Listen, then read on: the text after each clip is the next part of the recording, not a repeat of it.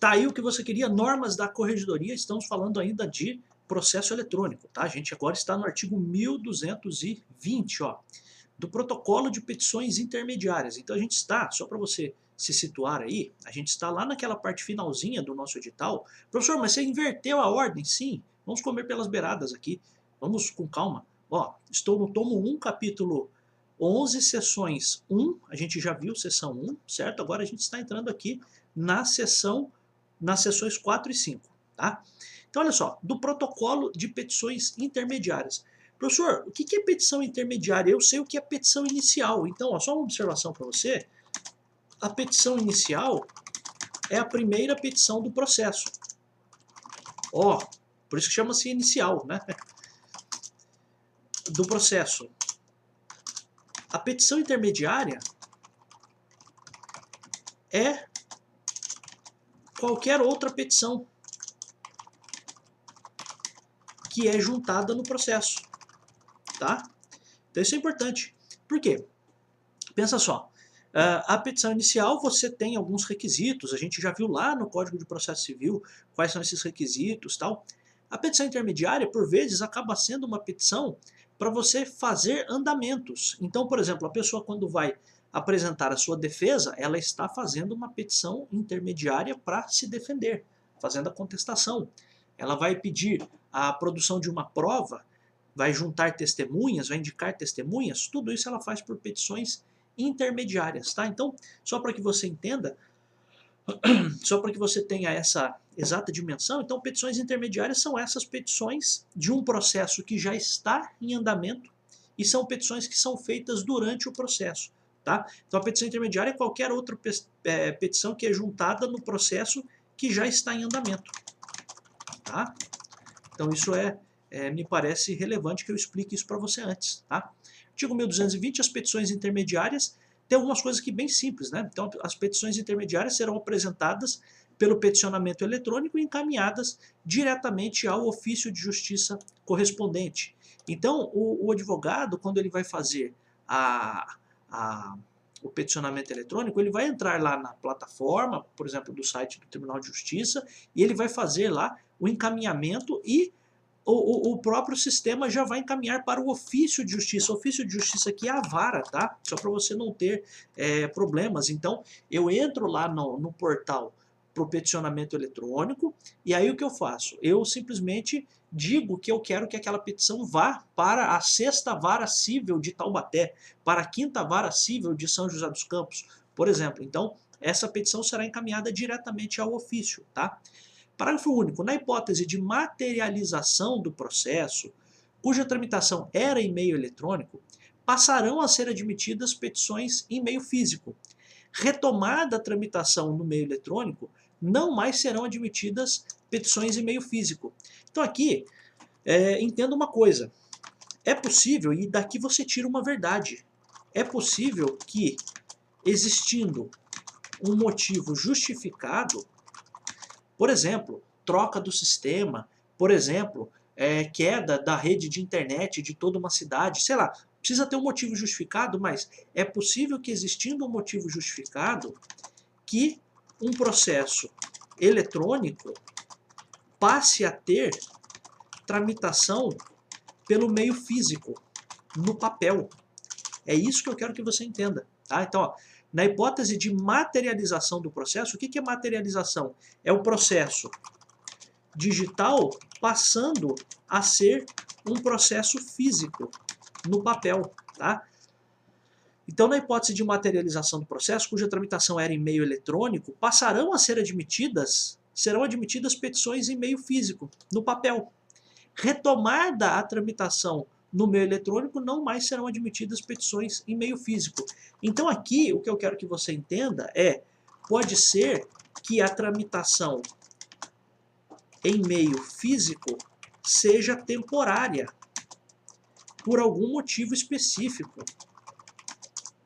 Por algum motivo. Terminado aquele motivo, o processo voltaria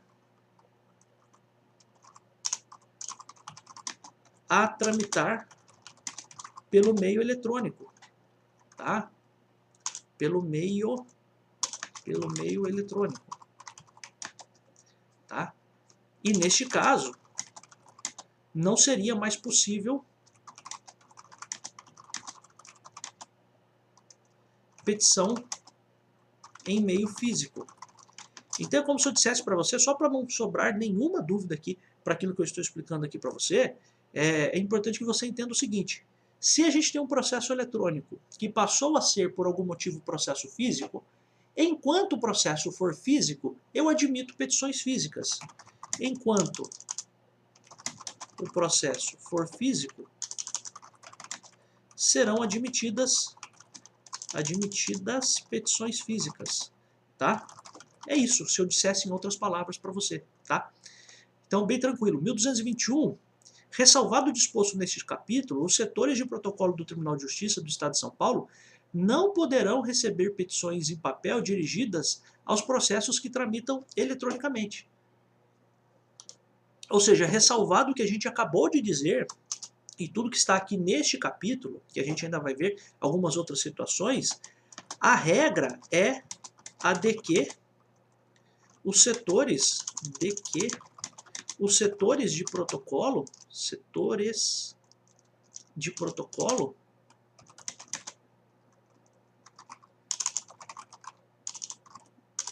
não recebam petições físicas para processos eletrônicos, tá? A não ser nas hipóteses previstas na própria, eu vou colocar nas próprias, né? Nas próprias normas da corregedoria, tá?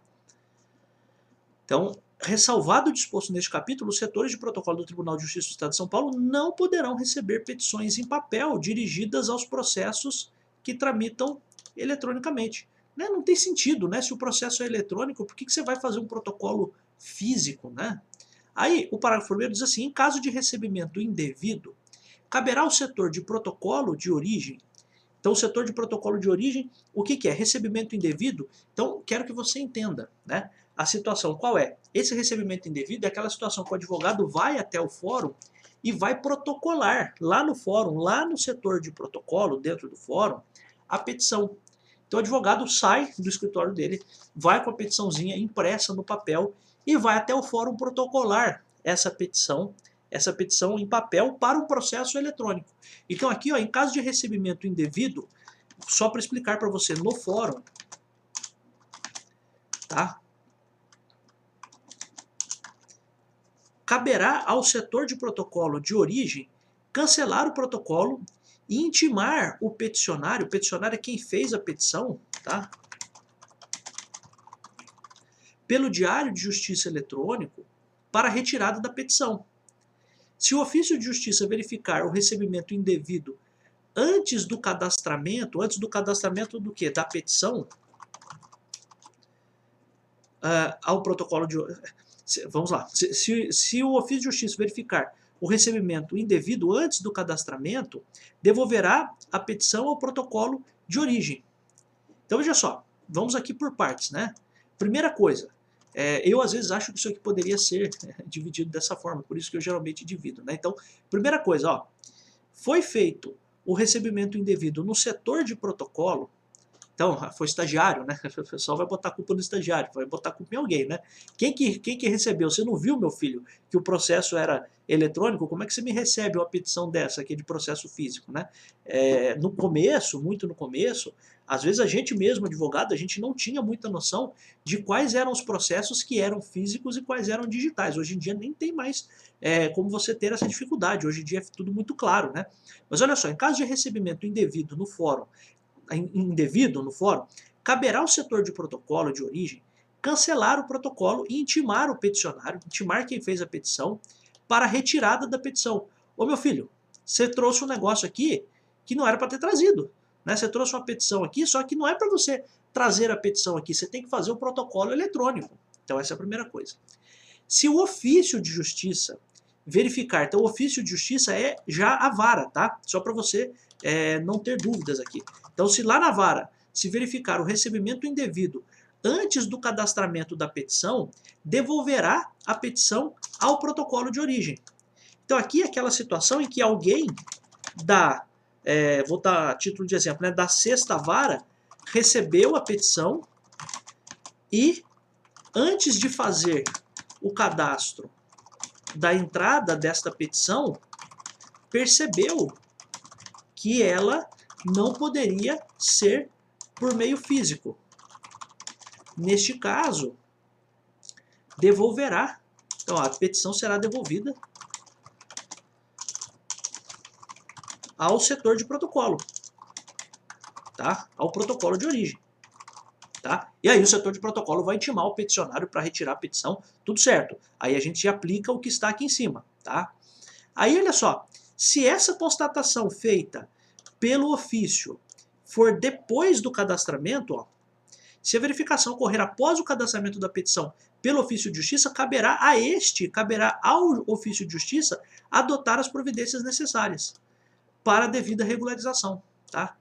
Então, se já foi feito o cadastro, aí, em vez de ser o setor de protocolo que vai fazer a intimação, será o próprio ofício de justiça que vai fazer essa intimação. Então, neste caso, o próprio ofício de justiça, a própria vara, faz a intimação do peticionário para a retirada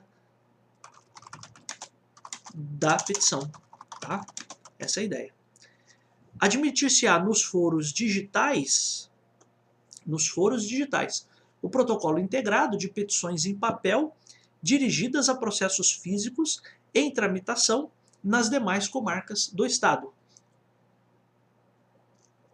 Então aqui a gente tem um tipo específico que a gente chama de foros digitais, e para esses foros digitais é possível o protocolo integrado de petições em papel, dirigidas em processos físicos em tramitação nas demais comarcas do Estado. Então é como se eu dissesse o seguinte, ó, só para você entender. Eu estou em Taubaté e quero que uma petição seja enviada para Campinas. Você entendeu o que eu estou falando? Então, eu estou em Taubaté e quero que uma petição seja enviada para Campinas. Dê um processo, e isso em um processo físico, no papel. Será possível que eu protocole a petição na vara. Vou nem colocar vara, né? Mas na comarca de Taubaté, e isso será enviado para Campinas. Tá? Tem uma facilidade, porque quando não existia isso, era um banzé, porque o advogado tinha que, por vezes, pagar uma pessoa para fazer esse protocolo dessa petição em outra cidade. Olha que louco. Então, hoje em dia, nos foros digitais, né, o nome aqui, foros digitais, seria por conta dessa integração. Então, o protocolo integrado de petições em papéis dirigidas a processos físicos em tramitação nas demais comarcas do Estado será admitido. Tá? Então, é isso que você faz. Então, você, nos foros digitais, eu estou em Taubaté, quero que uma petição física vá para Campinas. O que eu faço? Eu protocolo isso em Taubaté de um processo físico e isso vai ser encaminhado para Campinas. Tá? 1222, em caso de indisponibilidade do serviço de peticionamento, então, ó, em caso de, primeiro caso, indisponibilidade do serviço de peticionamento ou impossibilidade técnica, a petição intermediária em papel será recebida, desde que observados os requisitos do parágrafo 4º do artigo 1025 destas normas de serviço, ou normas da corregedoria, né, desta norma que a gente está estudando. Então veja só, se o sistema estiver indisponível, então indisponibilidade do serviço de peticionamento ou impossibilidade técnica, então imagine que, sei lá, faltou energia na cidade toda, deu um apagão, sei lá, a internet toda caiu, teve um ataque hacker, teve uns tempos aí que a gente teve uma suspensão, acho que faz um ano e pouco, mais ou menos, para quem é advogado, acho que se lembra, que teve uma suspensão de prazos e a permissão para peticionamento eletrônico em algumas comarcas por um ataque hacker aos sistemas do Tribunal de Justiça de São Paulo, né? Então, ou não sei se era um ataque hacker ou uma suspeita de um ataque hacker, era alguma coisa assim. Mas isso aconteceu. Então, em caso de indisponibilidade do serviço ou impossibilidade técnica, a petição intermediária em papel será recebida, tá?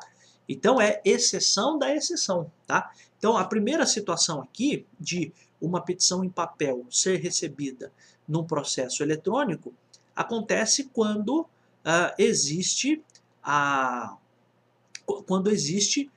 autorização de que esse processo passe a tramitar pelo meio físico, tá? Então, essa seria a possibilidade. Além disso, né, além de a gente estar tratando aqui desta hipótese do 1220 e do parágrafo único, as próprias normas da corregedoria dizem que se a gente estiver num caso pontual de naquele dia, naquela semana, seja lá o que for, de indisponibilidade do serviço de peticionamento, então o advogado não consegue peticionar, ou impossibilidade técnica, imagine que tem algum problema no próprio sistema, a petição intermediária em papel será recebida desde que observados os requisitos do 1205, parágrafo 4º. Aí diz assim, o 1205, parágrafo 4º, só para você entender, tá? O que ele diz. O 1205, parágrafo 4º diz assim, ó, só vou colocar aqui para você. As petições urgentes em papel previstas no inciso 2º serão recebidas durante o horário de funcionamento do fórum. Então, claro, você vai fazer essa petição durante o horário de funcionamento do fórum, desde que previamente admitidas pelo juiz corregedor permanente do distribuidor ou pelo juiz do feito, após confirmadas a indisponibilidade do sistema e a existência de situação que, em tese, demande apreciação judicial de risco de perecimento de direito. Então, aqui a gente está falando de uma situação urgente. E também serão instruídas com cópias legíveis dos documentos, tal. Então, aqui eu estou apenas citando para você entender que, em caso de impossibilidade técnica e em caso de indisponibilidade do serviço, eu vou admitir a petição intermediária em papel. E aí eu vou observar os requisitos de peticionamento do 1205, parágrafo 4º, que são o quê? Que é o protocolo dentro do horário, que é o juiz corregedor ou o próprio juiz do feito ter admitido que seja feita desta forma e que você coloque cópias legíveis ali, tá? Essa é a ideia. Deferida juntada pelo juiz do feito, o ofício de justiça protocolará a petição, dispensada a remessa para o setor de protocolo, e caso verifique que o funcionamento do sistema informatizado, procederá à digitalização das peças e o trâmite eletrônico regular do processo. Então aqui tem uma questão interessante, por quê? Porque o ponto que chama bastante atenção aqui é de que a petição vai ser protocolada no ofício de justiça, ó, na vara. Olha que coisa louca. Então o ofício protocolará a petição, dispensada a remessa para o setor de protocolo. Então você pensa o seguinte, você tem lá um processo na 6ª Vara Civil e o juiz entendeu, ele deferiu que seja feita a petição física para um processo eletrônico. Então uma petição intermediária ali de um processo eletrônico. Como é que você recebe isso? O advogado vai até o próprio ofício de justiça e protocola lá no ofício de justiça, na vara, tá? Não vai passar pelo setor de protocolo isso, tá? E aí o servidor ele vai fazer as verificações e, se for o caso, vai já proceder à digitalização das peças e vai colocar isso no processo, tá? Já vai juntar isso no processo.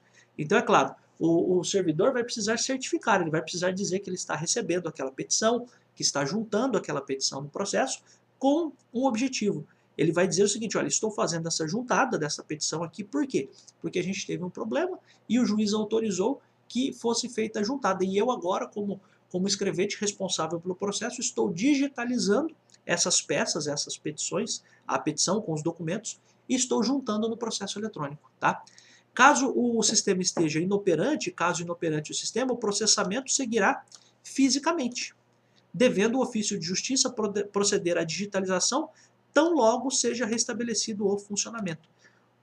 O que, de novo, nos dá a ideia de que o que a gente está falando aqui é de uma situação em que tem alguma coisa fora do ar. Ou o sistema de protocolo está fora do ar, aí o cartório recebe aquilo e já coloca no processo, ou se o próprio sistema em geral estiver fora do ar, o advogado protocola aquilo no papel, aquilo vai tendo um andamento físico, né, o processamento seguirá fisicamente, ó, em caso de inoperância do sistema, quando o sistema não estiver funcionando, o que se faz? Faz-se o processamento físico e daí vai chegar um dia ou um momento que vai se chegar à conclusão de que voltou. Ah, voltou o sistema, restabeleceu o sistema? Então pega tudo aquilo que está no papel, vamos digitalizar e vamos juntar no processo. Tá? Nos parágrafos anteriores, cientificar-se-á o requerente de que terá 45 dias a partir da digitalização para retirar a petição sob pena de inutilização da peça e dos documentos pelo ofício de justiça. Então aquela coisa, né? O advogado juntou a petição em papel, a petição foi digitalizada, foi colocada no processo digitalmente, mas o documento físico ainda está na vara. Neste caso, o advogado deve ir até a vara para retirar a petição em 45 dias, sob pena de passarem naquela máquina de moer papel, sob pena de inutilização. Tá? Essa é a ideia. Então, bem tranquilo. O que me chama bastante atenção aqui é a questão do prazo. Então, que prazo vai ser dado para ir até a vara retirar a petição? Ó, 45 dias. Tá? Então, interessante. 1223 revogado, parágrafo único também revogado. Tá? Meus amigos, a gente vai terminar aqui esse vídeo e eu vou, como eu disse para você, a gente vai fazer alguns vídeos menores, alguns vídeos maiores.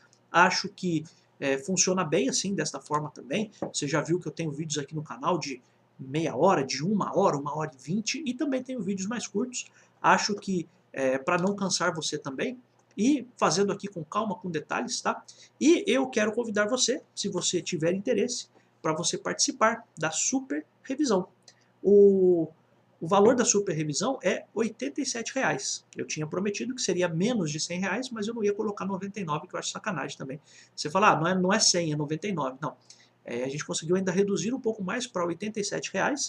E se você for das turmas de exercícios, e se você já estava até eu lançar, né? Não adianta entrar agora, né? Eu acho que conversando com alguns alunos, eu realmente cheguei à conclusão de que é interessante que eu prestigie quem já está lá, né? Quem chega primeiro bebe água limpa, né? Então, as pessoas que já estão nas turmas de exercício, se quiserem entrar, vão ter um cupom de 50% de desconto. E você que não está na turma de exercício pode participar também. Eu queria encorajar você, convidar você também a participar. De novo, não é uma chamada aqui milagreira, nem nada disso, não é nada sensacionalista, é aqui, a minha aula, com a minha cara aqui, com o documento no Word, com as minhas falas, é tudo isso, só que fazendo uma compilação por mais ou menos aí 50 minutos de cada uma das matérias. A gente tem um cronograma de em cada dia o que vai acontecer, né? E para que você consiga ganhar tempo fazendo uma revisão.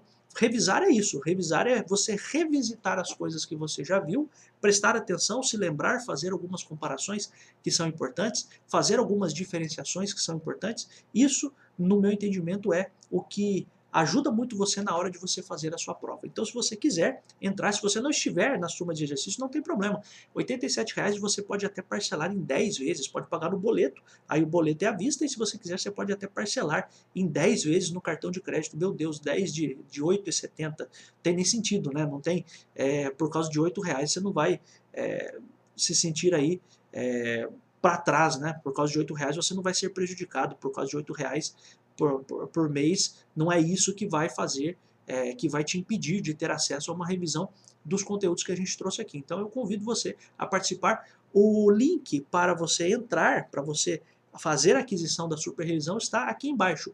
as aulas não serão ao vivo, tá? As aulas serão gravadas e eu colocarei em cada dia do cronograma uma dessas aulas e você depois pode assistir, pode voltar para essas aulas quantas vezes você quiser, não tem problema nenhum, e isso ficará para você para sempre, para o tempo que você achar necessário, tá? Então sugiro muito que você entre lá para a nossa super revisão, tá bom? Fico muito feliz por estar aqui, fico muito feliz pelas centenas de pessoas que já entraram para a super revisão, que já fizeram a aquisição. Fico muito feliz com esta aceitação, fico muito feliz com este tipo de carinho até que tenho recebido aqui das pessoas. Eu tenho me dedicado ao máximo dentro do que eu consigo, né?